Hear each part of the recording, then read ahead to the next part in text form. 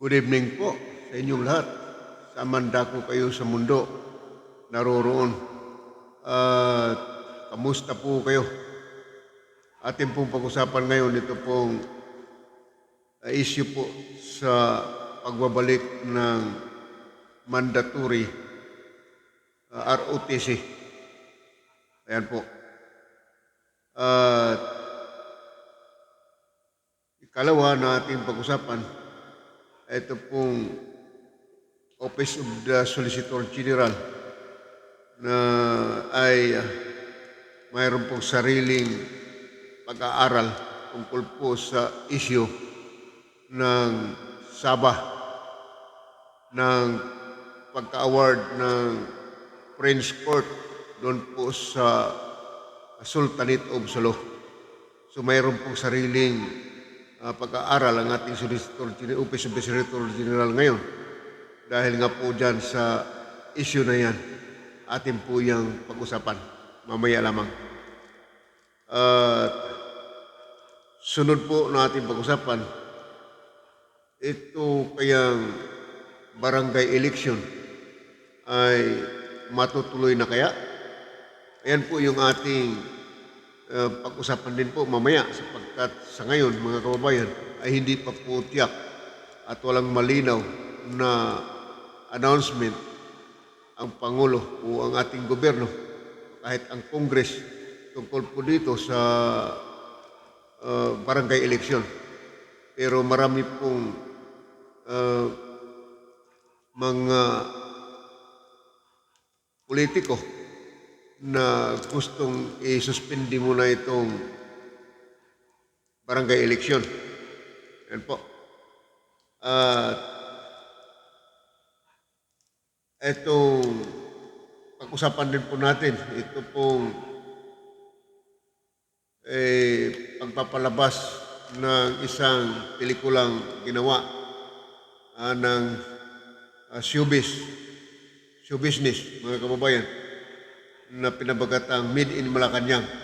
At ito po ay pag-usapan natin sapagkat ito ay parang controversial itong pelikulang ito sa ngayon sapagkat marami pong nag-criticize nito. So bukas po, bukas yata ito ipapalabas na. Ayan po, kung gusto niyo yung manood ay manood kayo. Kung hindi, ihuwag. Yan po yung isa sa ating pag-usapan ngayon.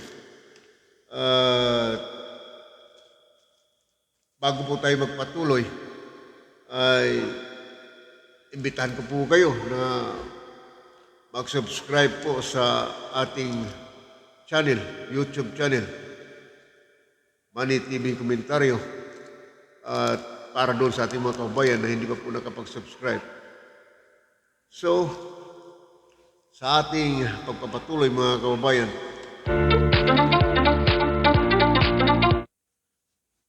ay ito pong issue mga kababayan dito po sa tinatawag na Commission on Higher Education ay suportado po ang ating Pangulong Marcos tungkol po sa mandatory na pagbabalik sa ROTC. Ayan po yung pahayag ng DepEd, mga kababayan. Sa kabila ng maraming tumututol, lalo na po sa mga estudyante ngayon na nasanay na wala ng ROTC sa kanilang curriculum, lalo na sa mga nakaraang mga taon, ay tumututol po dito. Kasi nga sa kanilang pag-aaral ay nakakabawas po ng obligasyon ito sa estudyante. Pero hindi po sapagkat sa kabila ng kampante ng ating mga estudyante na wala na yung ROTC, ay marami din pong nag-criticize na nawala na po ng disiplina itong ating mga estudyante. Lalo na pagdating doon sa military training. At yan po yung isa sa mga dahilan na ibabalik ng ating Pangulo at Vice President ito pong mandatory returns of ROTC. Kaya po ito yung news sa inquiry po ay ganito po ang sinasabi. No? Commission on Higher Education Chairman Prospero de Vera III see the Commission is ready to submit its proposals of revisions to the ROTC, a National Training Service Program, to the President and the Congress.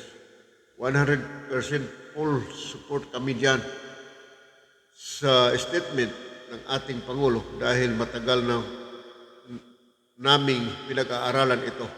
In fact, 4 years ago, mayroon na kaming plano na nakahanda. Yan po yung sabi ng DepEd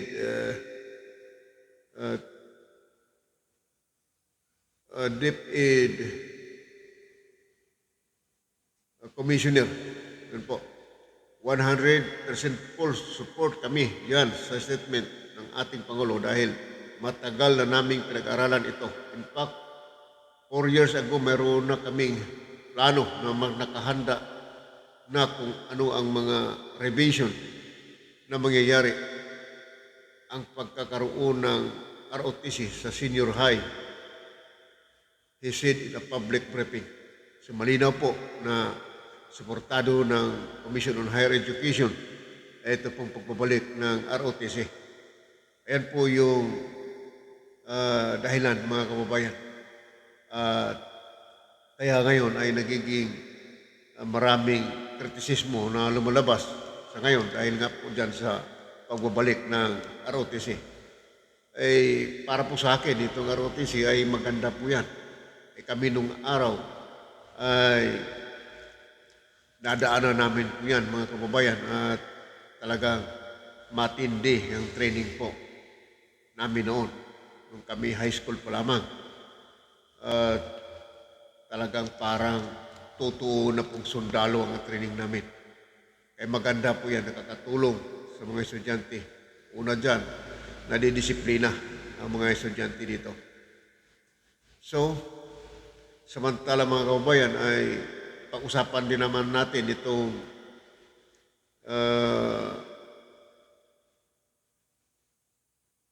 isang issue na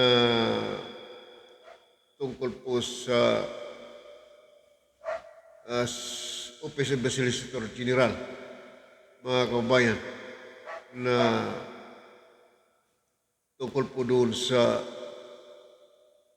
pagka-award ng French Court doon po sa Sultanate of Sulu, na ito po ay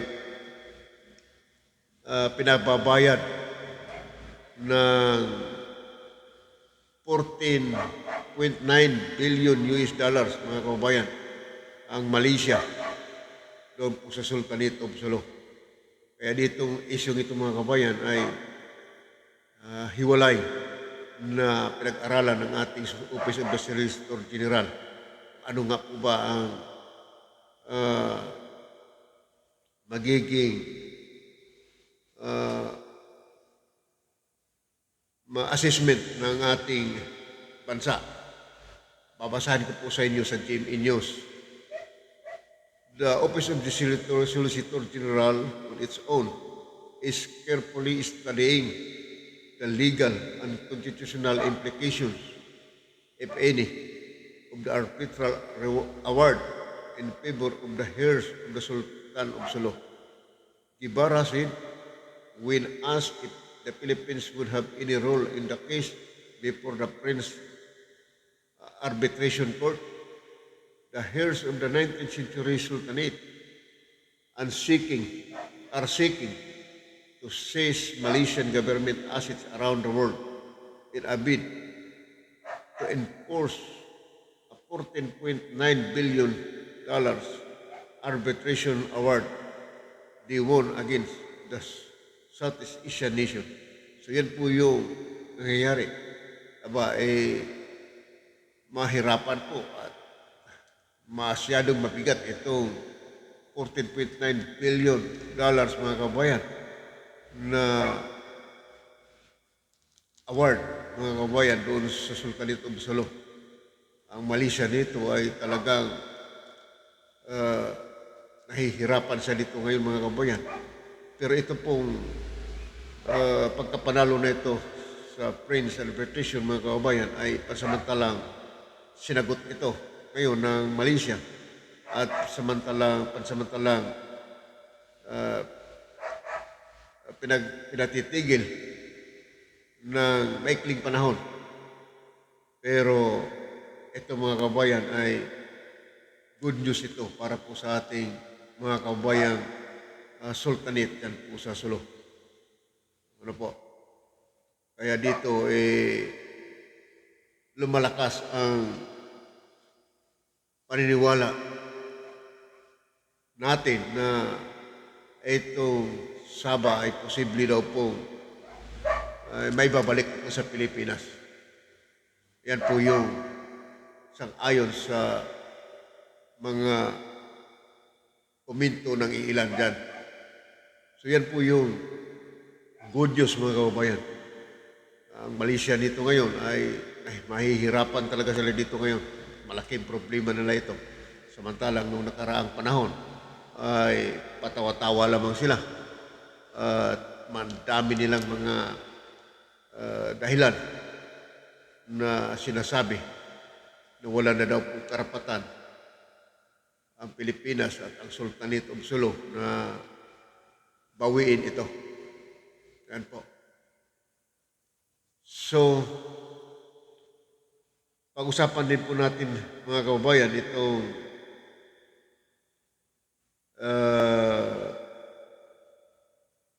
kung matutuloy ba itong barangay elections. Kaya alam ninyo mga kababayan,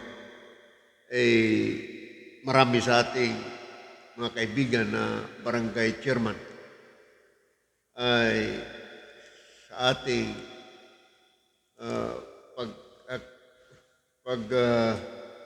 tatanong sa kanila, sila talaga po ay kampante na ito pong barangay elections ay ma-postpone o ma-extend. Sang-ayon po sa ating mga nakausap na barangay chairman. Pero dito mga kabayan, kung ating pong napapansin, ang Congress po ay wala pa pong final na report dito. At bagaman nakita natin na ito ay may budget talaga, ang barangay election. At siyempre, yun namang ibang problema sa ating bansa, lalo na dyan sa DSWD na siya po ang may hawak na sinasabing ayuda, ay parang gagamitin yata na sinasabi noon na itong budget ng barangay election ay gagamitin para po sa ayuda, ay dadagdag doon po sa ayuda mga kababayan. Wala naman po tayong problema dyan.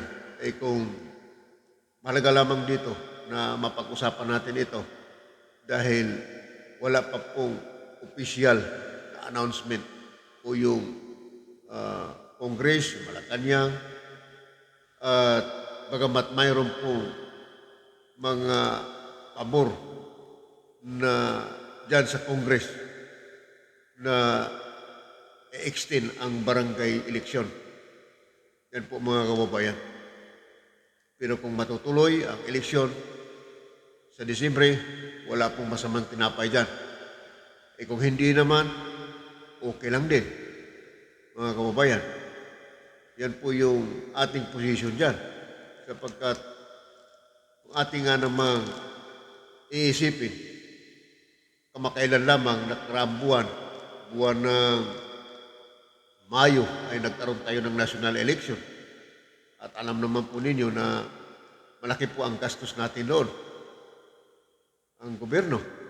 At ngayon, by December, mag-i-eleksyon na naman ng barangay. At siyempre, kailangan din po ng malaking budget yan. Kung mayroon mang budget ngayon, dahil nga po dyan sa sinasabing ayuda, ay posibleng gagamitin ang budget ng barangay election, mga kababayan. Kaya ito po ang ating mga barangay chairman ngayon sa mandako sa ating bansa, sa ang ayon sa ating nakakausap, ay maswerte po sila at sila po ay tuwan-tuwa talaga dito sapagkat itong barangay election ay makailang bisis na po ito na-extend. Dapat nung nakaraang taon pa ito bago mag-pandemic, mga kababayan. Lumipas uli ang 3 taon. Ngayon may posibilidad na naman na ma-extend itong barangay election. Ito ang tuwa po sila mga kababayan, yung ating mga incumbent na mga barangay chairman. Yan po mga kababayan ang advantage dyan. Pagka barangay captain ka ngayon, ay talagang aabutin ka halos 15 years ng pag-upo mo dyan. Ay yun lang aming barangay, aking kaibigan barangay chairman. Diyan po sa aming probinsya ay nakakompleto na po ng termino niya. 9 years. 9 years na po siya. Nadagdagan pa ng 3 taon. Walang eleksyon noong nakalipas na taon dahil pandemya. Na-extend po yun. Ngayon, pinaniniwalaan din niya na ma-extend na naman daw uli. So, ang nangyayari dyan mga kababayan ay inaasahan na lamang po yung extension ng barangay election mga kababayan. Kaya yan po yung ating mga pinag-uusapan mga kababayan ay simple lamang po. Pero nakakatulong sa atin ng mga paggising doon po sa mga isyu na sa halip ay natatapos na. Subalit dahil sa mga panta ng extension o postponement ng barangay election ay atin po na pag-uusapan ito. Ay totoo nga po naman na talagang ang mga barangay captain natin ngayon o chairman ay tuwang-tuwa po doon po sa kanyang mga balita na lagi na lang na extend itong barangay election. So dahil nga po dyan sa sinasabi nating budget para po sa ayuda at budget para po sa barangay election. So malaki pong gastos yan. Kamakailan lamang, Mayo, nag-election tayo. Ngayon, December, election na naman. Another gastusin na naman.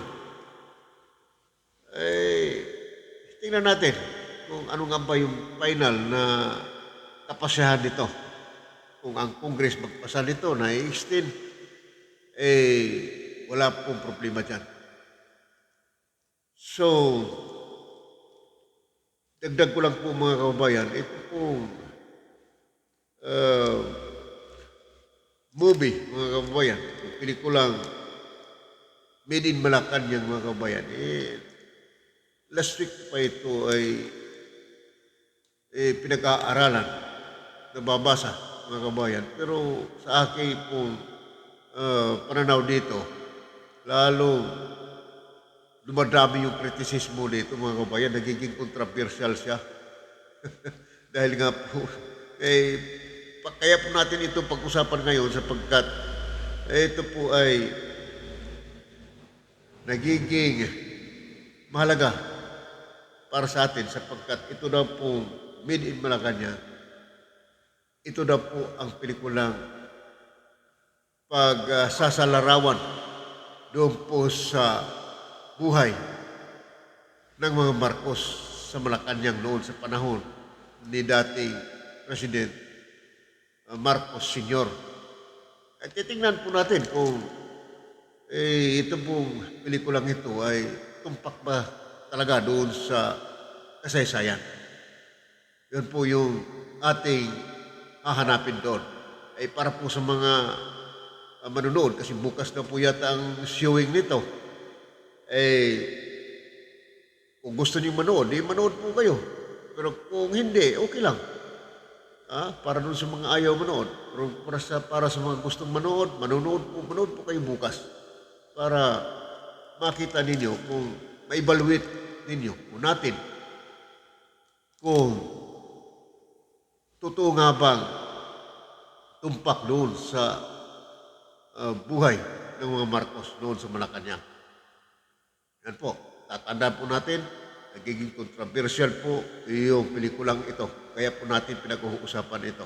Eh, para naman po tayo sa ating pag-uusap ay ika nga maiba naman tayo. Mag-uusap din tayo tungkol doon po sa mga issue ng showbiz, mga kababayan. Para naman sa ating mga kababayan na tila bugbog na sa usaping politika ay di pag-usap din tayo tungkol sa dito sa showbiz, sa mga industriya ng show business, mga kababayan. Kaya bukas po ang showing nito. Kaya panoorin po ninyo, mga kababayan. May karapatan po kayo tapos manood ay pwede po kayong mag-react dito po sa ating pinag-uusapan ngayon kung ano nga ba tumpak na kasaysayan para po doon sa mga may edad na alam na po yung kasaysayan noong panahon ni President Marcos Sr. Ang buhay nila sa Malacanang. At ngayon po ang kanyang anak ay si President Bongbong Marcos. At siyempre po, makikita din niya po yan yung totoo mga kasaysayan sa kwento ng pelikulang yan. Mayroon po talaga hindi maiwasan na mayroong mga kritiko dyan sa pelikulang yan.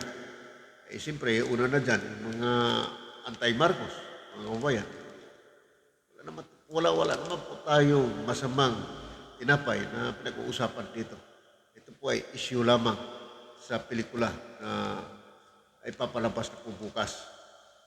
So, yan po, mga kababayan. Gusto ko lang po idadagdag, mga kabayan.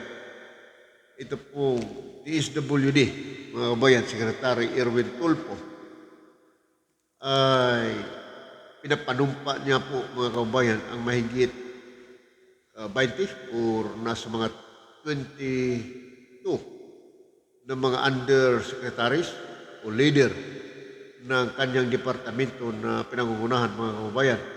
Kanina po, at sa daming ito, mga kababayan, ay ibig lamang sabihin na ang mga pinapanumpang mga leader na ito dyan sa DSWD sa pamagitan po sa pangunguna ni DSWD Secretary Erwin Tulfo, mga kabayan.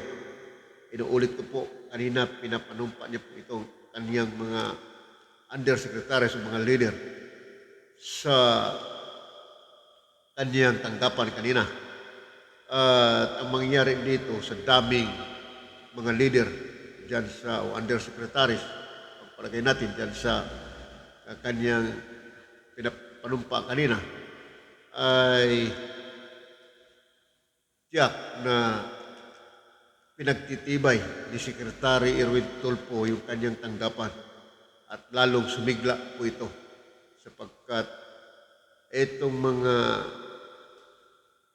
mahigit 20 na mga leader ng DSWD na pinapanumpa niya kanina ay tiyak ilalagay po ito sa i-assign ito doon po sa iba't ibang dako sa ating bansa, samang lugar sa ating bansa na mayroon po tanggapan ng DSWD para mas maganda po yung koordinasyon at sirkulasyon ng ika nga